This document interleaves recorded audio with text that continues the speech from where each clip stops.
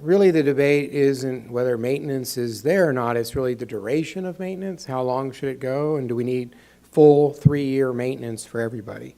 So that's kind of the tack that I took. It ain't easy to do this though, because like I said, the data and most of the common knowledge, kind of like when you're talking about testosterone, does it cause prostate cancer? It's kind of a dogma, but it's possible that you don't need that much BCG to be effective. So we know that it was introduced in 1976. They brought out a six weekly treatments. That wasn't very scientific. That's what we do every day. And then most of the guidelines recommend some form of maintenance, 1 to 3 years, but there is a little bit of wiggle room for giving less. Individual randomized clinical trials compare BCG induction to maintenance, but that's like 6 weeks to lots. So there's not like a 2 6-week course compared to 1 or 2 or 3 years. And these recommendations are mainly based on indirect comparisons and meta-analysis that are pulled together, which may or may not be the best way to do this. So some of these randomized clinical trials, what I'll show you with maintenance, are underpowered. They can lack good quality individual patient data. The meta-analysis were indirect comparisons and wide variation in the quality of even the entry to these studies with TUR, for example. No modern day enhanced technologies like we just showed about blue light or narrowband. And retreatment for relapse in the failed patients is largely unknown. There are a lot of different maintenance regimens out there. Erik just suggested he has one. There is every 3 months. That didn't work. It was a small study. There was monthly maintenance. That too didn't work.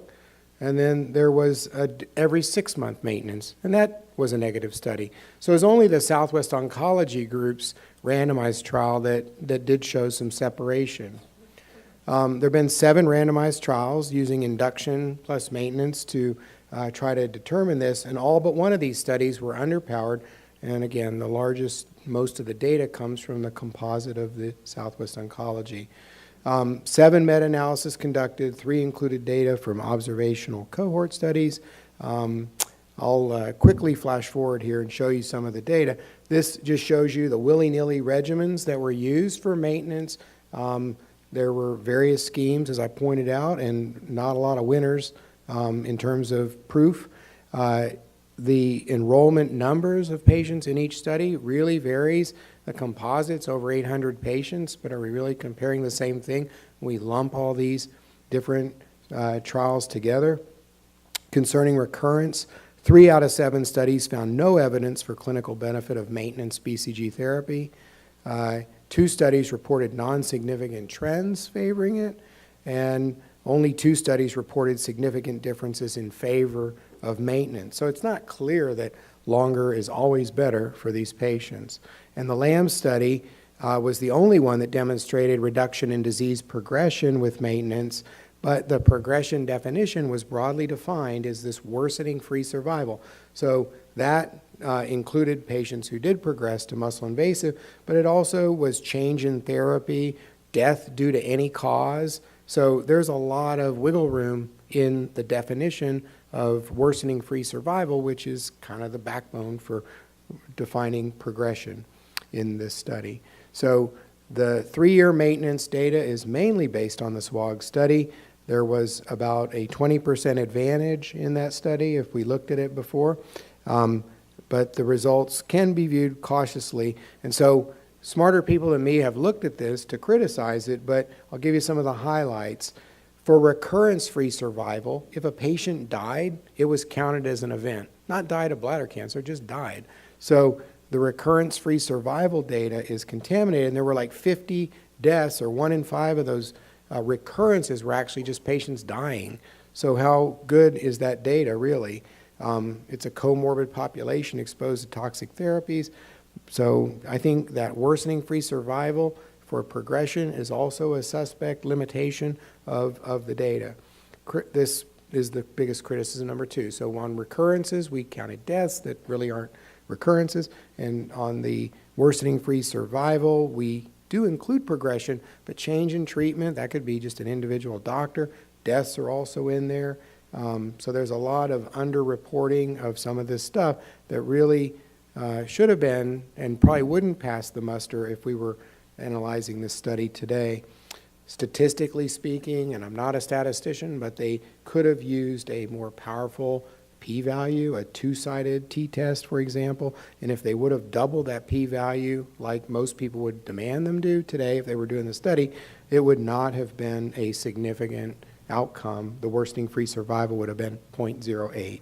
So there are some chinks in the armory here. 30% of patients that were initially randomized in the study were just excluded because of evidence of disease at randomization. So they didn't include, it wasn't like an intent to treat analysis, which also could be criticized if you were really looking at this in terms of a modern day review. So toxicity and compliance were also noted. Approximately 50% of the patients treated with BCG had some side effects. 5% of those were deemed to be pretty serious in the patients on that longer, and only about 16% of the patients in a clinical trial that was designed to go 3 years could actually go the distance. So that tells you something right there. In the EORTC study, they had a little bit better success with getting people to go a little bit longer. Nevertheless, about 20% had to stop due to some form of toxicity. Now, Erik pointed out we don't see a lot of people getting admitted for BCG OSIS these days, and it is fortunately pretty rare, but having to stop is common, and that's due to more local symptoms and low-grade fevers, et cetera, et cetera. The EORTC study that we highlighted showed that 3 years isn't for everybody. In fact, 1 year was enough for the intermediate risk patients, and 3 years was recommended for the patients that were getting with CIS and T1 disease. So that really kind of tells you that not everybody needs the full course. So summary, quality of the TUR, limitation, they didn't use enhanced technologies to try and ferret out some of the people to try and enhance the results with shorter duration of BCG, and we definitely know that there's a therapeutic benefit to shorter duration for some patients and up to a year, and in fact some of the guidelines like the European one often will suggest get them to a year and see how it goes.